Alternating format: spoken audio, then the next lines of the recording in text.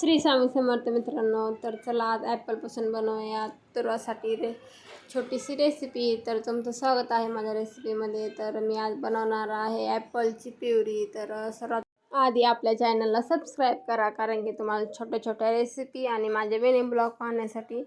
तर चला बघूयात आपण प्युरी कशी बनवतो आहे. तर सर्वात प्रथम थोडंसं ॲपल जे आहे ते थोडंसं छिलून घ्यायचं, नंतर कट करायचं. तुम्ही खाली कट करू शकता, मला जमतं म्हणून मी हातावर कट केले. माझ्याकडं कुकर होता त्याच्यामुळं मी त्याच्यामध्ये थोडंसं पाणी टाकलं आणि जो आपण ॲपल कट केला तर तो टाकला ना, एक शिट्टी होऊन दिली.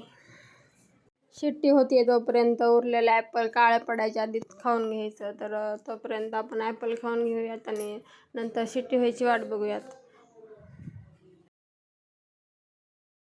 शिट्टी झालेली आहे तर त्यातली जेवढी उरलेली वाफ आहे तेवढी काढून घ्यायची. मस्तपैकी सुगंध येतो, तो वास एवढा भारी येतो की वास, मला तर खूप आवडतो ॲपलचा शिजलेला वास.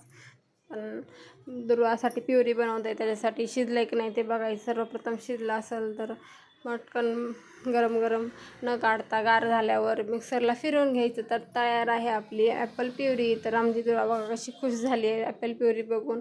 पण खायचं म्हणल्यावर मात्र जात नाही. तर पेस्ट काढल्यानंतर तुम्हाला जशी कन्सिस्टन्सी पाहिजे आहे तशी पद्धतीने तुम्ही मॅनेज करू शकता. माझी थोडीशी घट्ट झाली होती त्याच्यामुळे मी थोडंसं पाणी टाकलून त्याला हिसळून भांडं घेतलं होतं. तर कशी वाटली रेसिपी? तर तुमच्या छोट्या बाळांसाठी अशाच रेसिपी किंवा टिप्स पाहण्यासाठी आणि आमची मिनी ब्लॉग पाहण्यासाठी आम्हाला सबस्क्राईब करायला विसरू नका. तर बाय बाय गाईज.